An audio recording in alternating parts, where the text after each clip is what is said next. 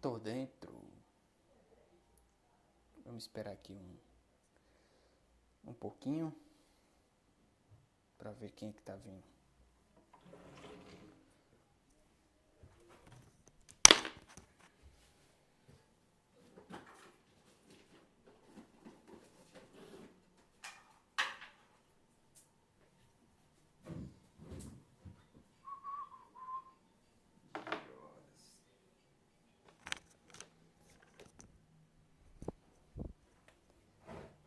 E aí, galera? Vocês estão me ouvindo bem aí?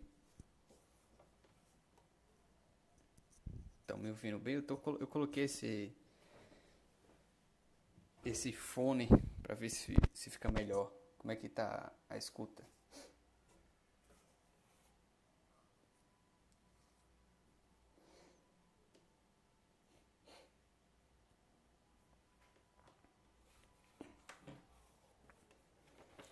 Esperar dar um tempinho aqui só pra galera chegar mais. Vamos falar um pouquinho de um tema bem legal aqui que eu preparei pra vocês. Trouxe até uns livros aqui do Ortega y Gasset. Mas eu não vou comentar de livro não, só vou dar uma citação.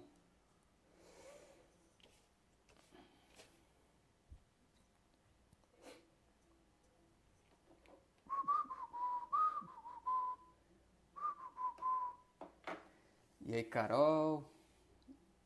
E aí, Leandro? Pamela Freitas? Gabriel Rebs? Giovana? Dexo? Deve ser Débora, né? Arthur? Só gente boa.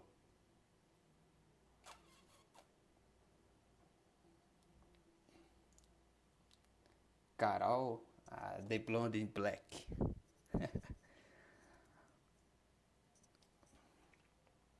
Sextou, exatamente, sextou. Sextou fazendo live, né? Era pra estar tomando umazinha ali no barzinho, mas vamos fazer live, né?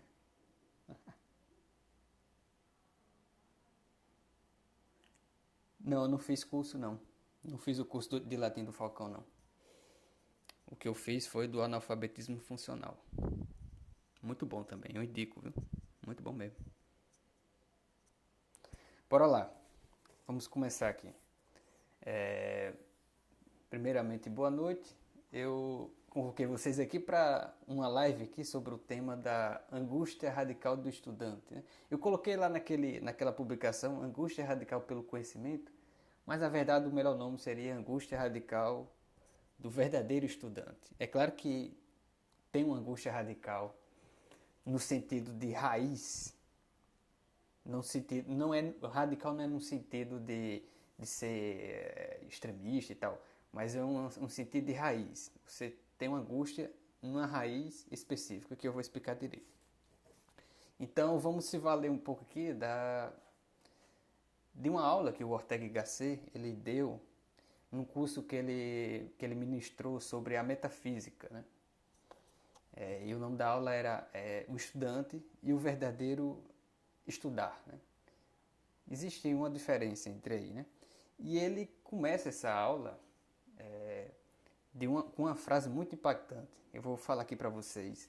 Isso aí ele estava no auditório, com um auditório cheio de alunos, e ele, um professor muito requisitado, ele chega e fala assim: nós vamos estudar metafísica, e aí você pode colocar qualquer disciplina, não precisa ser só metafísica.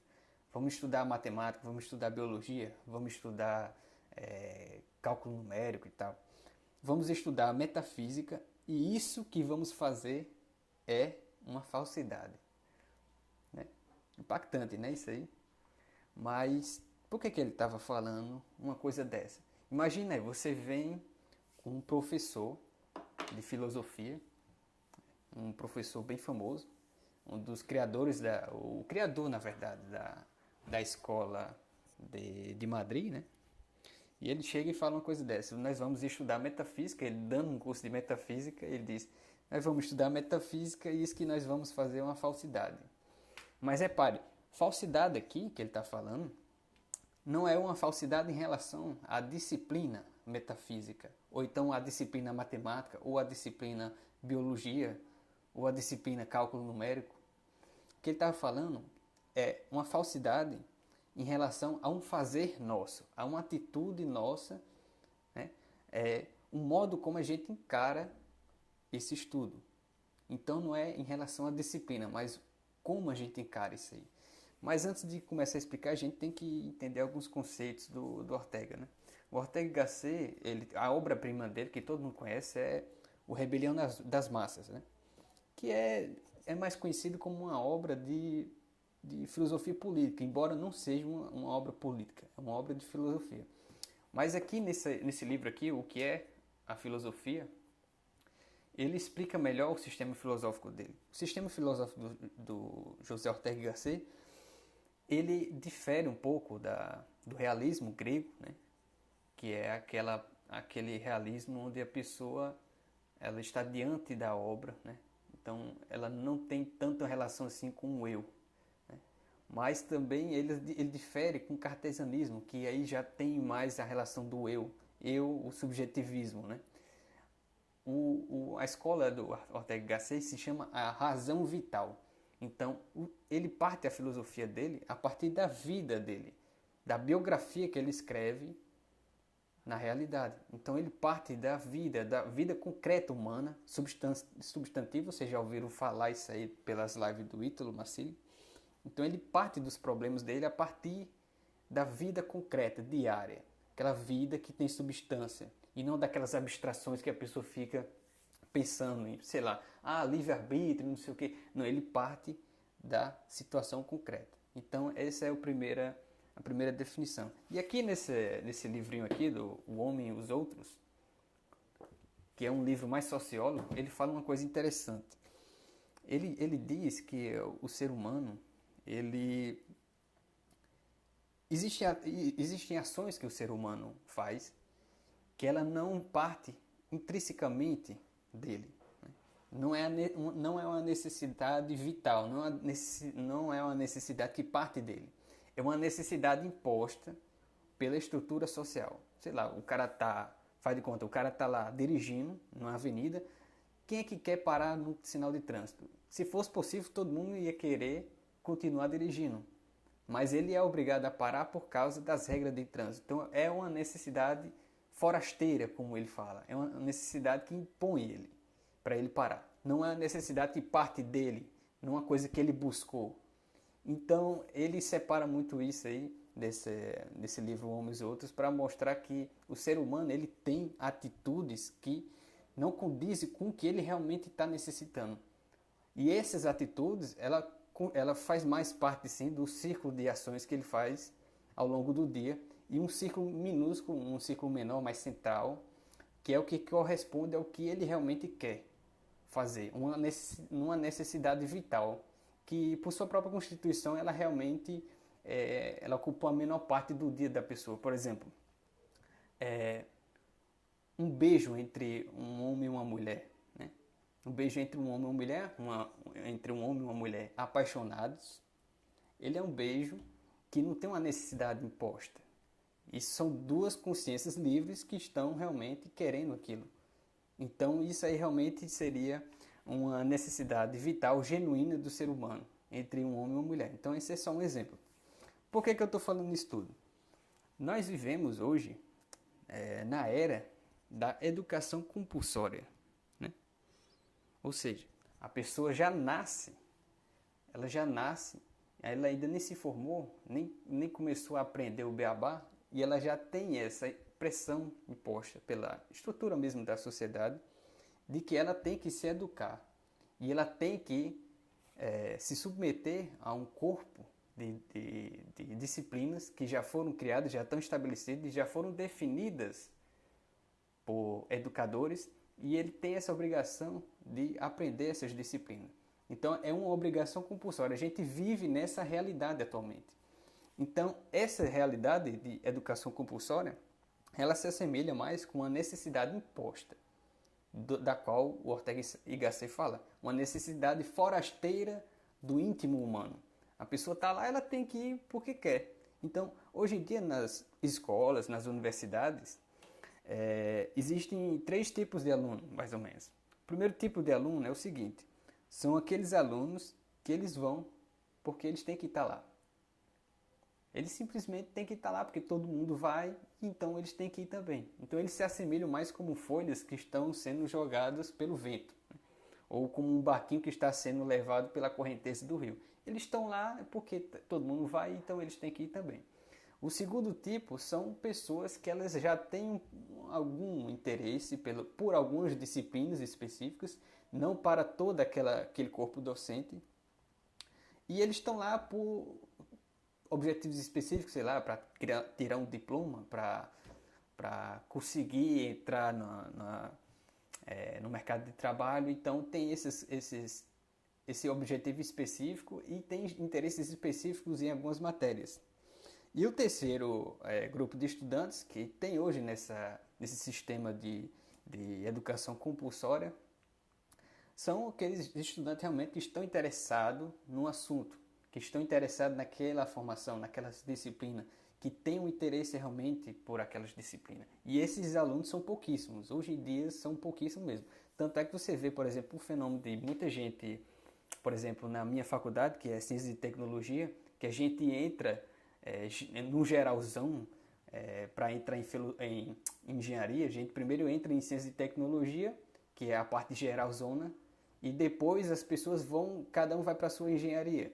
Mas muitas pessoas entram lá não é porque tem um interesse genuíno na engenharia. Elas vão lá porque todo mundo tem que entrar, tem que fazer uma faculdade, aquela pressão social.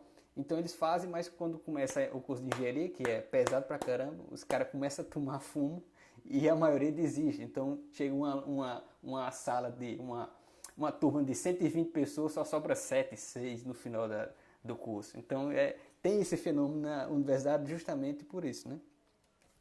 E aí o Ortega y Gasset, já naquela época de 1920, por aí, ele já estava detectando esse problema. E ele diz que esse tipo de educação e esse tipo de estudar não é um estudo genuíno. Tá entendendo? Por isso que ele fala aqui no início dessa aula que vamos estudar metafísica e isso que vamos fazer é uma falsidade. Por que é uma falsidade? Porque quando o cara vai lá estudar essa ciência, por exemplo, a ciência, sei lá, da física, ele está estudando problemas que já foram estudados por pessoas que essas pessoas realmente estavam interessadas nesses assuntos. Elas criaram essa ciência, por exemplo, Aristóteles, que criou quase todas as ciências. Ele realmente estava interessado por aquele assunto. Por exemplo, o assunto da cosmologia, como é que são formados o universo, como é que são formados os planetas e tal, e eles começam a estudar aquilo realmente. Então, essa ciência já foi formada por pessoas que realmente estavam estudando um assunto por interesse humano, genuíno, um interesse vital. Se lembra daquela definição que eu dei no início? E as outras pessoas que estão entrando através dessa educação compulsória, elas estão estudando mais por uma força, né? Ela tem que cumprir essa carga disciplinar para poder tirar um diploma. Então aí há um elemento de falsidade nesse fazer de estudo que eles estão fazendo, né? Ou seja, o falso estudante ele finge uma genuína angústia pelo conhecimento, porque ele precisa estudar essas disciplinas para poder chegar a algum objetivo. Isso aí não adianta se rebelar tanto assim, porque isso já faz parte da própria estrutura da universidade. E faz parte da própria estrutura da sociedade hoje em dia. Porque a gente todo mundo quer tecnologia, todo mundo quer conforto, todo mundo quer vida boa, e para isso precisa ter engenheiro, precisa ter médico, precisa ter não sei o quê. Então a universidade ela adquiriu um funil que ele tende a formar as pessoas mais num âmbito profissional, é uma coisa mais profissionalizante. Então, muitos que chegam lá, eles não têm interesse genuíno pelas matérias. E aí o Ortega y Gasset fala, o estudante genuíno, aquele estudante verdadeiro, é aquele estudante que ele tem um interesse, uma angústia radical, radical de raiz, ou seja, ele está fincado na vida dele, um problema que ele viu que afeta diretamente a vida dele, e ele tem essa necessidade de estudar esse assunto, de descobrir de qualquer maneira, como se ele estivesse parindo um filho, ou seja, ele só vai conseguir tirar essa angústia dele, de dentro dele, se ele conseguir encontrar essa verdade que está escondida dentro desse problema que apareceu na vida dele. Esse, quando está nessas condições, nessas circunstâncias, esse realmente é o estudante verdadeiro. E você pode ver que o início de todas essas disciplinas, no início de todas essas pesquisas que mudam assim, a ciência, mudam essas coisas, são feitas por pessoas que realmente são estudantes verdadeiros, são pessoas que estão focadas em resolver, em achar um problema vital que afeta diretamente a vida dele. Por que eu estou falando isso? Porque vocês que me acompanham no Instagram, vocês sempre me vêm falando. Vocês estudem, comecem a vida intelectual de vocês estudando assuntos que são mortalmente sérios. Por quê? Porque se você começar a estudar assuntos, sei lá, seguindo lista de fulano de tal, você está um pouco indo nessa direção de ser um estudante falso. Tá entendendo? Ser um estudante falso porque você não está estudando com aquele interesse genuíno num assunto que realmente você tem necessidade de conhecer e de estudar. É necessário fazer essa distinção, porque quer queira que não, para você se formar, e você não veja aqui que eu estou pregando contra a universidade. Todo mundo aqui que queira ser médico, que queira ser engenheiro, vai ter que passar pela universidade e vai ter que fazer esse ensino meio falso, né? Porque faz parte da própria estrutura mesmo do que se tornou a universidade, do que se tornou o ensino atualmente, né? Mas isso não significa que você é agora um verdadeiro estudante. Você só é um verdadeiro estudante, aquele estudante que procura realmente encontrar uma solução para um problema quando você está estudando um assunto que é mortalmente sério para você. Porque você vai colocar todo o seu interesse vital, todo o seu interesse de resolver aquele problema, de todo o seu interesse para você descobrir uma solução para aquietar essa angústia radical de raiz, que está fincado nas suas circunstâncias. E aí é só aí que você vai ser um verdadeiro estudante. E aí quando o Ortega Gasset ele chega nessa explicação, ele fala: a verdade é aquilo que aquieta uma inquietude da nossa inteligência. Sem essa inquietude, você não tem esse aquietamento. Tá entendendo? Ou seja, a pessoa, o estudante verdadeiro, ele tem aquela inquietude dentro dele, certo? Ele tem aquela inquietude, eu preciso descobrir isso. Essa coisa está me atrapalhando, está me afetando, está afetando as outras pessoas. Eu estou enxergando esse problema e vou estudar esse problema para poder descobrir. Ou seja, esse inquietamento, é necessário esse inquietamento para que ele encontre a verdade e só depois essa verdade vai dar esse alívio para ele. Porque é essa angústia radical que move os verdadeiros estudantes. Então vocês estão percebendo a diferença? Então, por exemplo, vou dar um exemplo concreto. Está lá a pessoa lá, hoje em dia quando eu converso muito nesses grupos de WhatsApp, e a gente tem esses problemas, assim, por exemplo, hoje em dia está todo mundo escandalizado, muito preocupado com esses casos de suicídio. E tem muitas pessoas que ficam, caramba, o que está acontecendo com essas pessoas? Por que tem tanta gente se matando? Ou seja, esse problema é um problema mortalmente sério que está aparecendo para essa pessoa.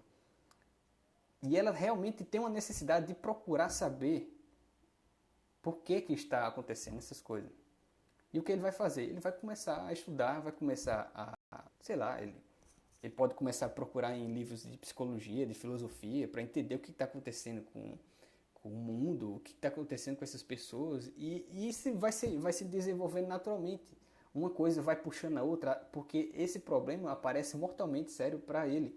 É um problema que está inscrito na circunstância dele, ele está vivendo aquilo, ele está sofrendo aquilo, e esse problema aparece como um fardo pesado em cima dele. E aí, é exatamente aí desse momento que o cara ele se torna um verdadeiro estudante, porque é um problema que ele está colocando um interesse vital nele. Não um fingimento que ele está fazendo num teatro, onde ele vai lá estudar mecanicamente um assunto que ele tem que estudar para fazer uma prova para passar, para adquirir um diploma, para ele poder exercer uma profissão, ganhar o dinheirozinho, que é tudo moral, tudo perfeitamente lícito. A pessoa tem que fazer isso mesmo, né?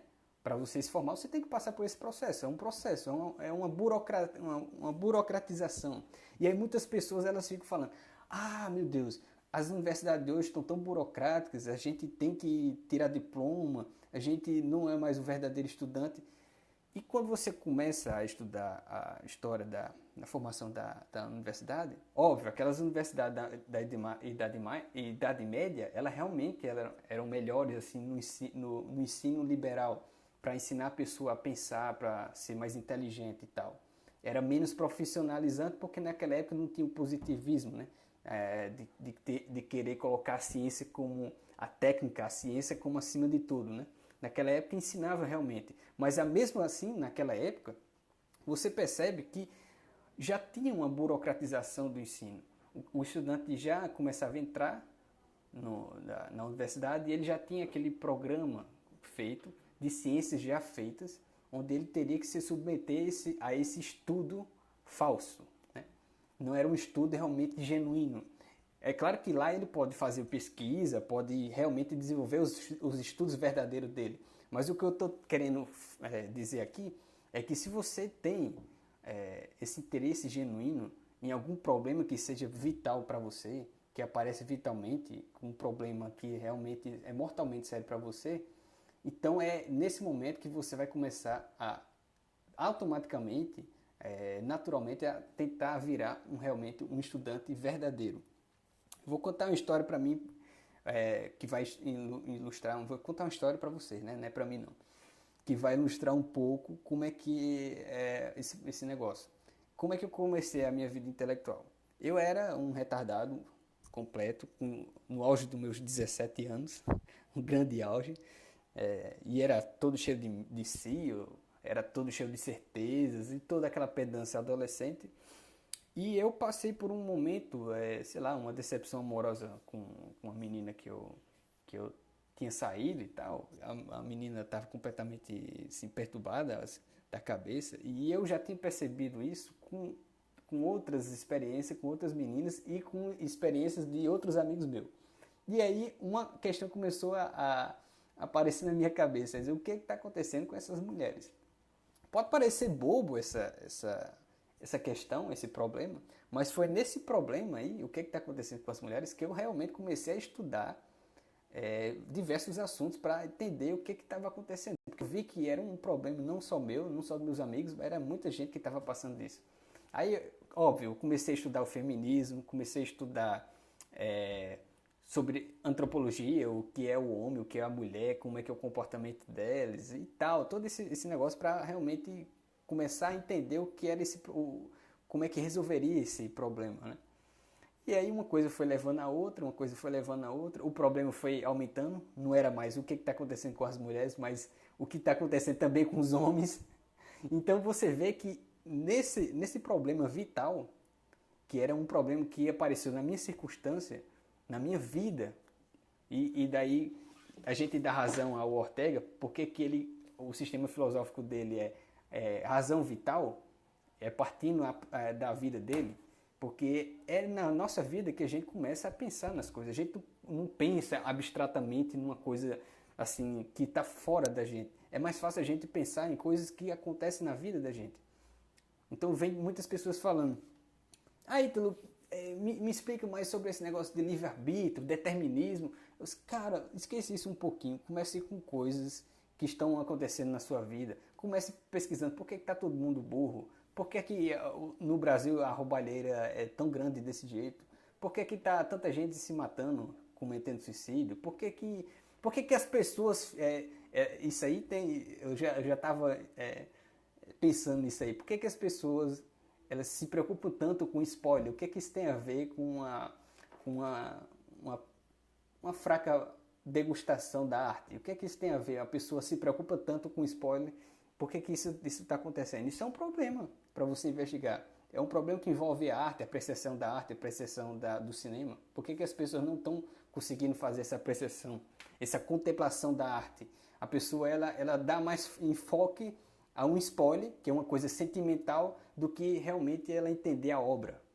Ou seja, a pessoa que está se preocupando com spoiler, ela está dizendo que o filme é uma porcaria, porque se o filme se resume ao spoiler, então o filme não presta para nada. A gente lê Crime e Castigo sabendo que Raskolnikov vai cometer um assassinato, e mesmo assim a gente lê o livro e acha massa. Por quê? Porque é uma história boa.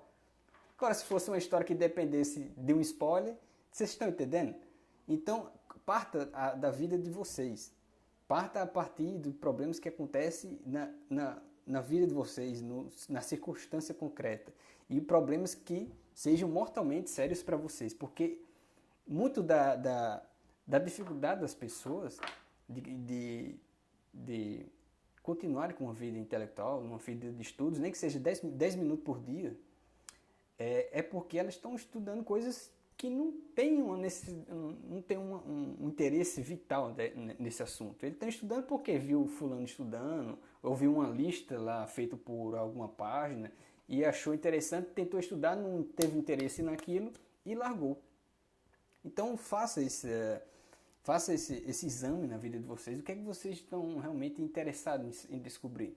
Porque vai ser exatamente aí, você investigando esses problemas que aparecem como fardos em vocês, que vocês vão ver o ímpeto de estudante verdadeiro florar na alma de vocês. Vocês estão entendendo?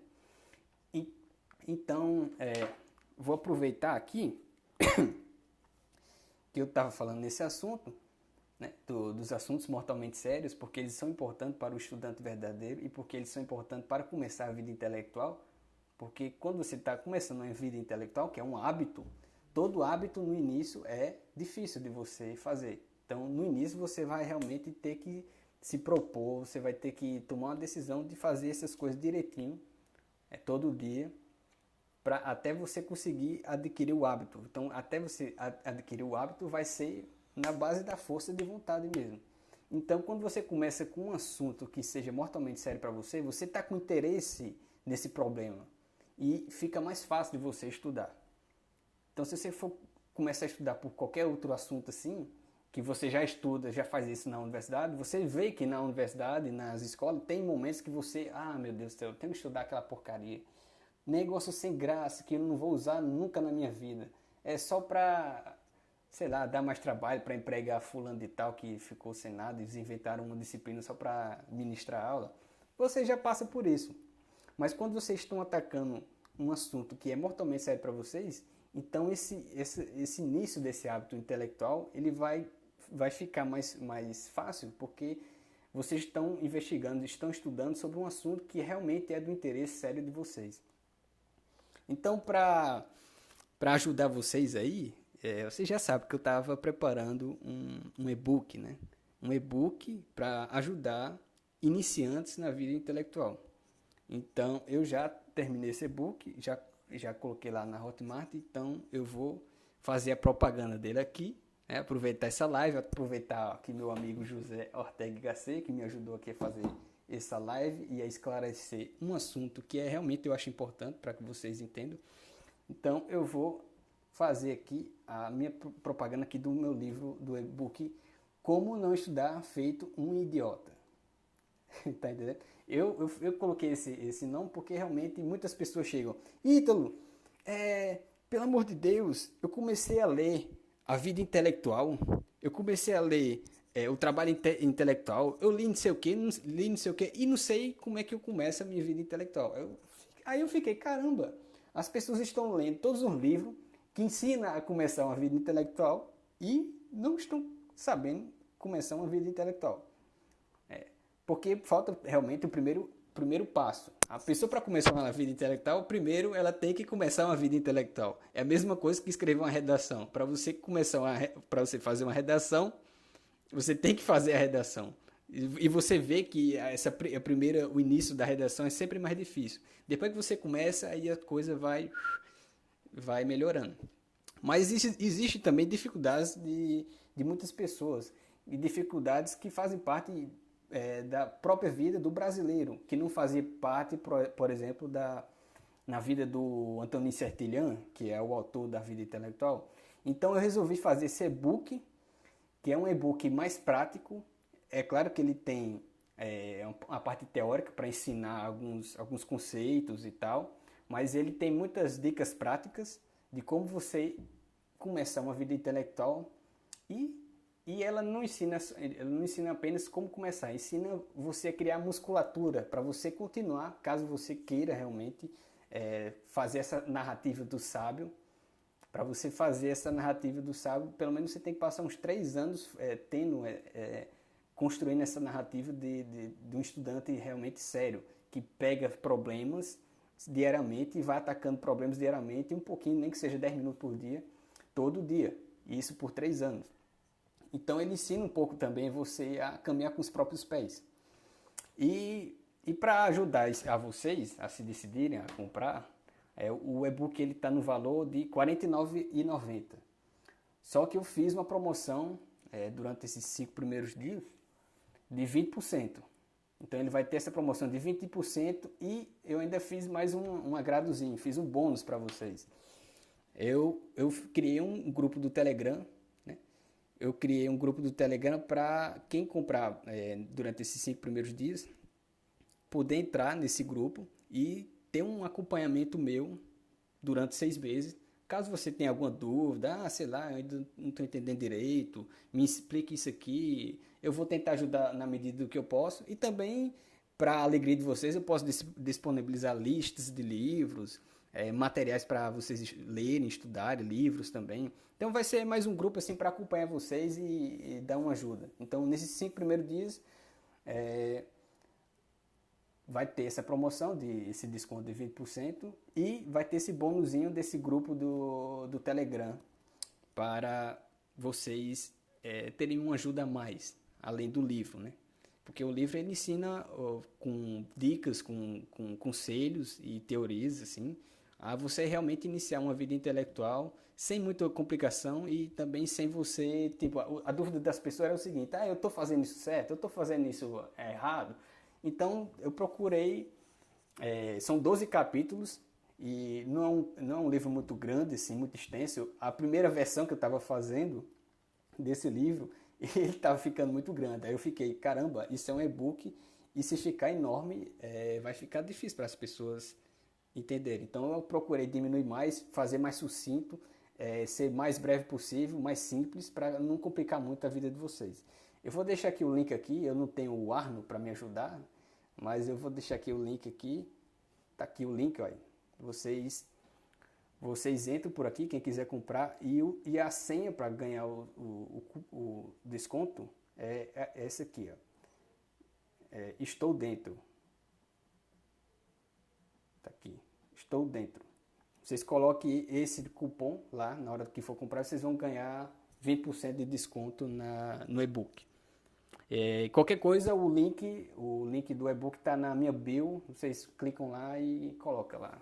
Então quem quiser comprar, quem se interessou, quem realmente quer estudar assuntos mortalmente sérios, começar uma vida intelectual, não sabe para onde ir, está meio perdido, eu fiz esse e-book pensando em vocês, para que vocês comecem, não tenham muita desculpa para não começar, porque é uma coisa muito boa, é uma coisa assim que realmente edifica a pessoa, melhora a vida da pessoa.